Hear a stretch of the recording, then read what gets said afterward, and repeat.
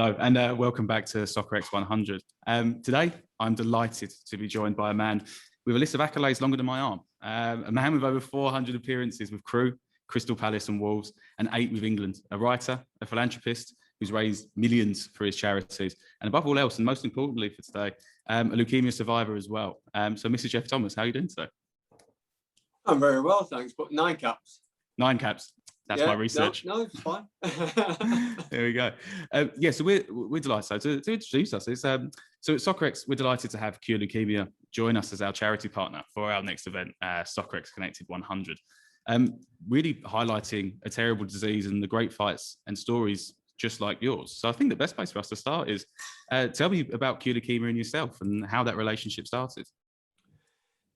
Well, Cure Leukaemia was probably more or less started the same year I was recovering from my illness. It was set up by Professor Charlie Craddock, who was my professor. And in short, he saved my life. It was back then in 2005, he was seen as a bit of a maverick. He wanted to change things up a little bit, how clinical research was going on in the world of blood cancers, leukemias, lymphomas, myelomas, etc. And yeah, he was lambasted a few times, and I just saw his vision was something I could help with, deliver. And ever since 2005, when I went into remission, I've been trying to help him ever since. Fantastic. No, it's a great story. So you were diagnosed a year after retirement, weren't you, in 2003? And given, I believe, if my research is right for this one, given just 3 months to live, so what was that transition like from going from a high-level athlete just a year before to so gravely ill in such a short period of time? What was that? That must have been such a strange transition for you, sort of mentally. Yeah, it was. Before that as well, I jumped out of the world of football into the world of retail. At the age of 28, when I was at Wolves, I had a serious injury where I thought my career was finished. So I invested quickly into a retail business that I've been going for generations, and I thought it was a safe investment. I came out of football, found not everything was as rosy as I thought it was, and thought, right, I need to chuck myself into this business. So I never stopped from the probably the first time I walked off the football pitch for the final time. I never stopped trying to learn in which I thought was my next career. And what didn't add up at the time, I started to lose weight. I thought I put it down to worry and all that, but I wasn't training as obviously anywhere near the levels I was when I was a professional footballer. So yeah, things like that and various other things I look back on where it should have been signals that I wasn't well, I ignored. And yeah, that year I was sort of ignoring things as well as battling, trying to, like I say, learn this new career. Absolutely. And that sort of post-career work for footballers after retirement has always been a bit of a problem. I think it's getting a little bit better now. But that sort of pathway out, how did you find that sort of drop off from being such a motivated athlete with such a common goal with a team? How did you find that sort of drop off in finding that next thing? I think from people I've spoken to before in ex-pros, they speak about, it's really nice, the 2 weeks playing golf, and then all of a sudden it hits you that you haven't got that inner sort of purpose anymore. How was that sort of transition out? Well, to be honest, I was enjoying the challenge of retail. For one, I loved the world of fashion. And I just chucked myself in as I did with anything, with football. Probably my style of football was 100% week in, week out. And I wanted to do the same with my business. I wanted to make it a success. So I was trying to pick up what I needed to do to make that happen. And no, I was bizarrely enjoying it, but it was tough work. But like you say, it's I was at the age of 28, I thought I was being one of the brighter ones, so to speak. A lot of footballers finish a career without anything planned. I thought I had a plan of action. I wanted to be successful in business and then go back into the world of football without any restrictions, without having to make decisions that were probably pressurised from upstairs, you know, the chairman or committees in any football club.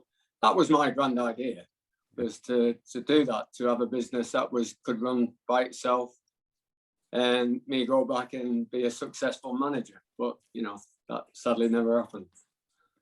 No, it's good to hear. You really dived in with your charity work with Leukaemia, and I think the most astounding thing to me as someone that could barely run to the shop at the moment is your cycling, and it's an astonishing sort of change in sort of athleticism and sort of in the sport itself. So tell me a little bit more about your sort of first rides that you did, and that link with was it with Leukaemia, your first sort of ride you did? Yeah, the tour. Yeah. Yeah, I mean, 2005, like you say, I was diagnosed 2003 and I had a stem cell transplant, which in short took me a year and a half to recover from. So I went into remission in January 2005. Charlie gave me that great news. And like many people, you want to say thank you and try and do it in the best way. And a good friend of mine, now he is, he was just a journalist back in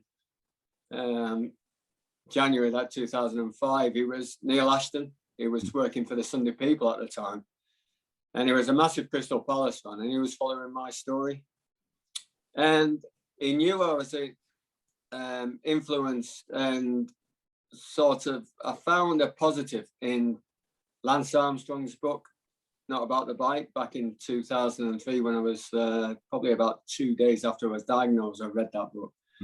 And it put me on a positive sort of mindset, because you're looking for any positives at that time.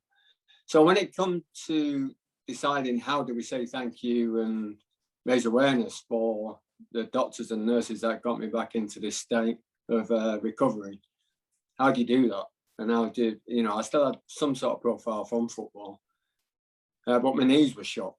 So Neil came up with this idea in the follow-up, while he was doing a follow-up story.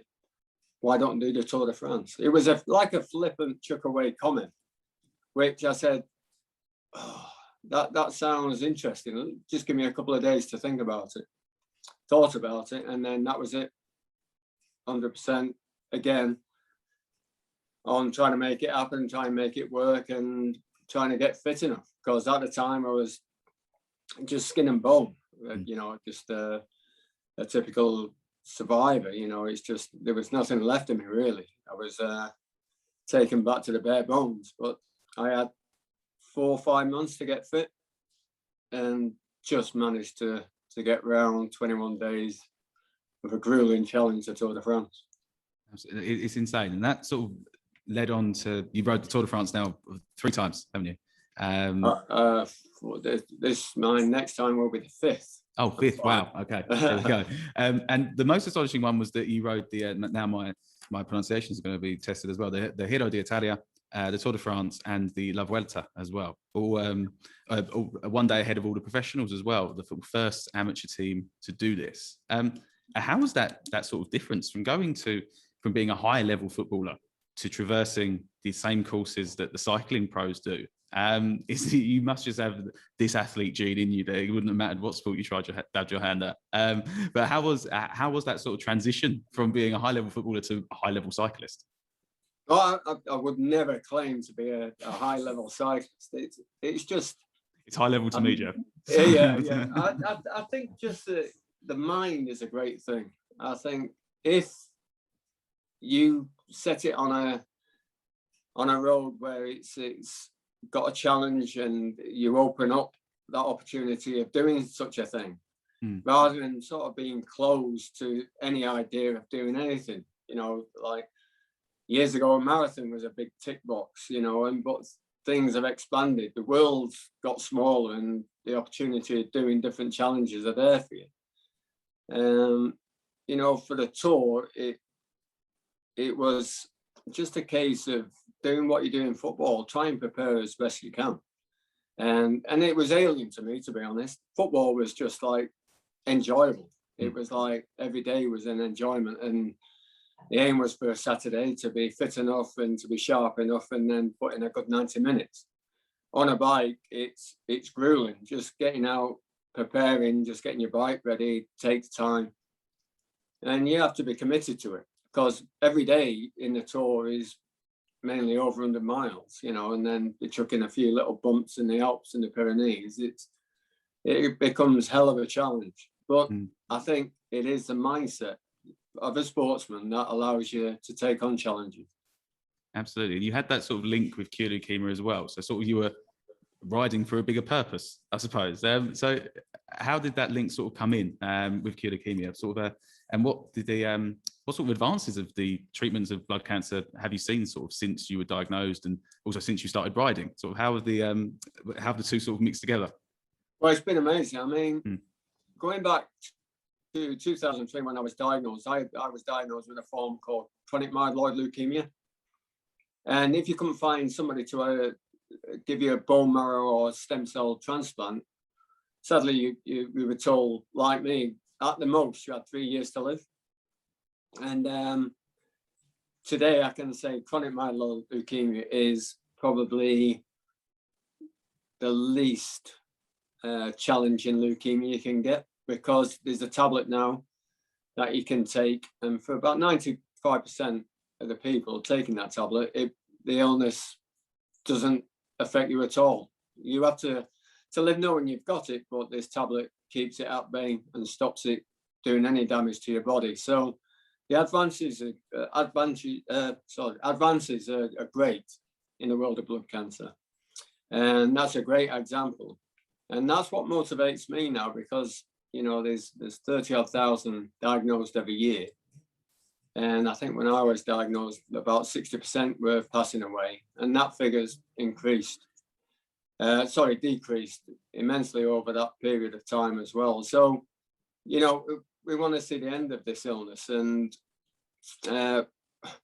we've built an infrastructure that allows that to happen, to allow clinical trials to be accelerated to benefit patients. It took a while to set up, and now it's just a matter about fueling this vehicle and getting good news stories out there and seeing more people survive this illness and just live normal lives. Absolutely. And the next sort of step for you guys is this summer, isn't it? Where you're once again doing the Tour de France sort of track. I believe it's yourself and 24 other amateur cyclists as well, doing the full route 1 week ahead of the pros. So what's the goal for this one in particular? Have you got a target in mind, or is there, what sort of impact will those funds have for Cure Leukemia going forward? Yeah, going back to, I've got to take you back probably to about 2005 and tell you Charlie's vision. Yeah. Charlie's vision was to, I'll tell you in the football analogy, is it's bringing the best managers and the best players, the best coaching teams all together to accelerate results, and good results, positive results. And the opportunity of doing that back in 2005, very slim.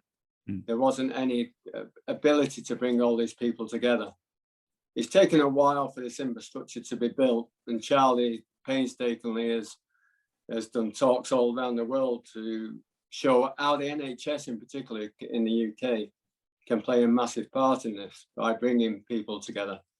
And Cure Leukemia only a couple of years ago took over this vehicle. It's called a therapy acceleration program, and this has brought these people together, and it's very exciting. It is like building something that's pretty special. Maybe call it the Man City of the cancer world. It's leukemia and blood cancers are being well looked after with this program, and it is a case of, you know, for me, the motivation now is fueling this and funding this and allowing them to do the work, because the hands have been tied behind the backs for many years, and now they've got the freedom through the funding of Cure Leukemia through to this program that, like I say, pharmaceutical companies can invest their latest products into the UK, and we know and we believe that we will see people survive blood cancers at a greater rate than they've ever done in the past. No, it's a great sort of message to carry as well. But I think my biggest question for you is, Are you ready for the route this time around? Is it how's the body feeling? Are you feeling good? I never look at the route. And Yeah. I know it's in France. Yeah.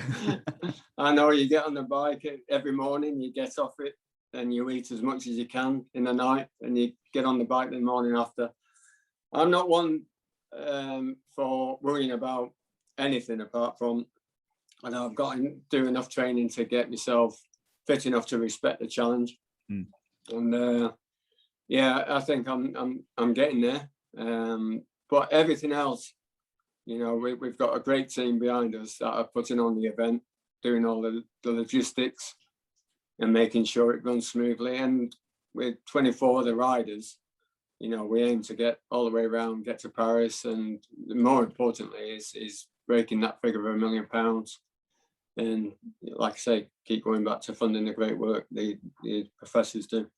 Absolutely, I'm really excited to see it. Actually, during Soccer X 100, we'll have sort of live footage and sort of diary entries from you from the ride. So I think maybe the smile will be a bit less while we're doing these video diaries. I think, but I think it will. I mean, from experience, it is 21 days of every emotion that you can go through. You know, you like I say, you've got big challenges sometimes getting up some of the mountains. Vontu, a lot of people know, is something that we've got to take on twice in one day, and it's going to be a grueling day. I say I don't look in front what I'm going to do, but everybody keeps saying, "What about that day on the Vontu? What's that going to be like?" I'll tell you in a couple of months. Absolutely, I'm excited to hear about it. So, the message from you guys at Leukaemia this time around, and it works perfectly with Soccer X, is football versus blood cancer. And how much of a natural fit has sort of your guys' work at Leukaemia, your work in football, and football now as well? How much of a natural fit has that been? Obviously, we've seen in recent times Ben Foster's has taken the content of cycling and football to sort of new heights as well. So it seems to merge quite well. How have you found sort of the work with football sort of merging together with your work with Leukaemia? Yeah, I mean, unfortunately, it's been linked by the illness. We've had various and number of people who have been touched by blood cancer. You know, Stilian Petrov for one, and Bamba, and you know other people. Football seems to have had a lot of people that have gone through this, and some sadly have not made it.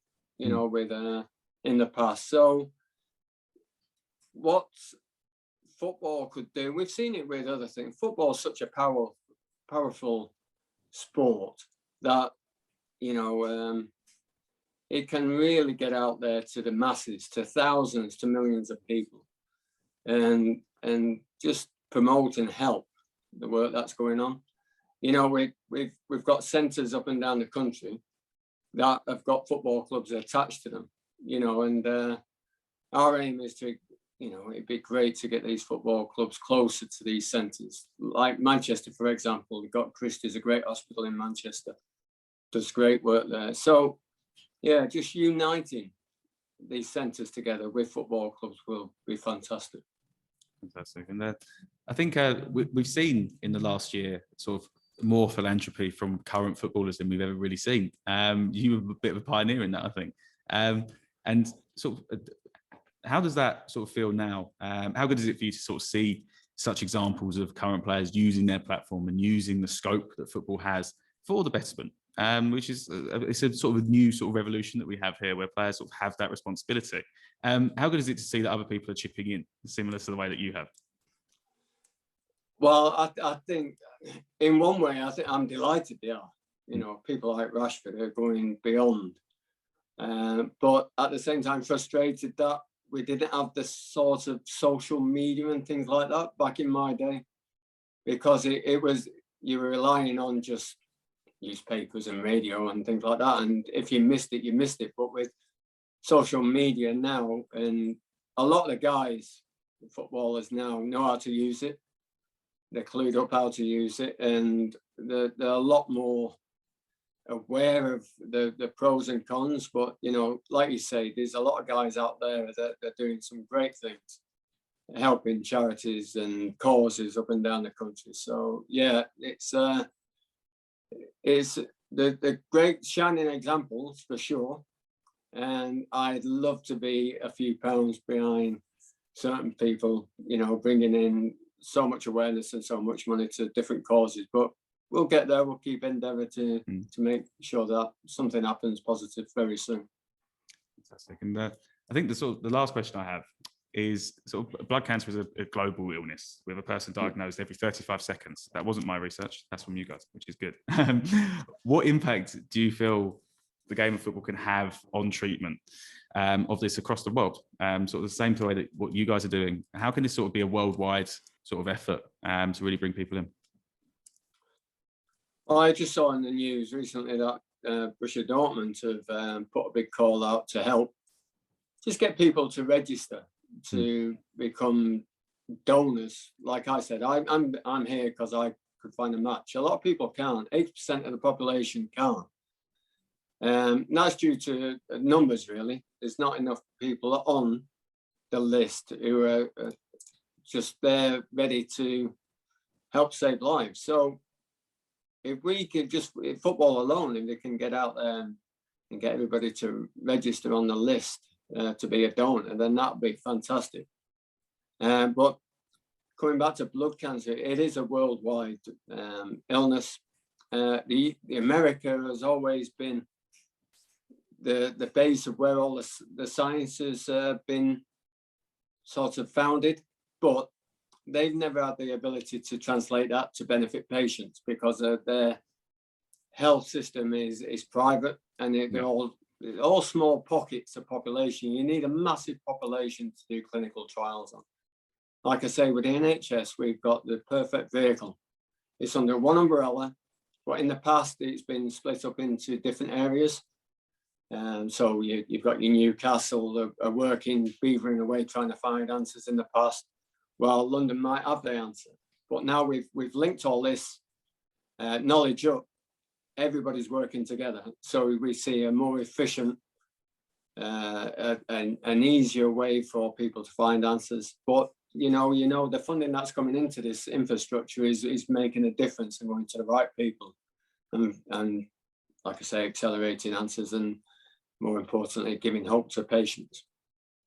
Fantastic. And yeah, well, Geoff, that's all we've got time for today. And I can't wait for the content around the ride and around leukemia during the show this summer. I think it's gonna be exciting. I'm so happy it timed up well. So we'll be while I'm pulling my hairs out about speakers, you'll be traversing a mountain. So make me feel a little bit better about what I'm doing at 10 a.m. on a Monday morning.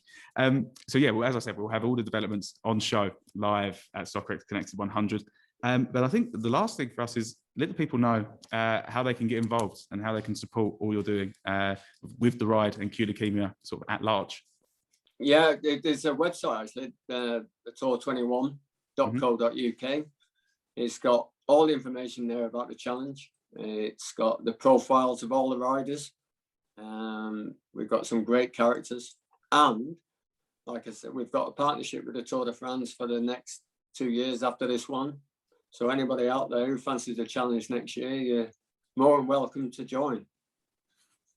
That's amazing. I can see I'm looking more at my colleagues in the office today rather than myself. But yeah, that's brilliant, Geoff. Thank you so much for your time. And yeah, we couldn't be more pleased. As a sort of SoccerX family and our sort of staff here, we've all been unfortunately touched by a little bit of blood cancer in terms of a couple of our staff have donated as well. So yeah, we couldn't be more happy and to help the cause and give you the platform to really show off all the great stuff you're doing. So yeah, thank you so much for your time, and I look forward to seeing you on the bike in the summer. No, it's brilliant. Fantastic. Thank you. Cheers, Geoff.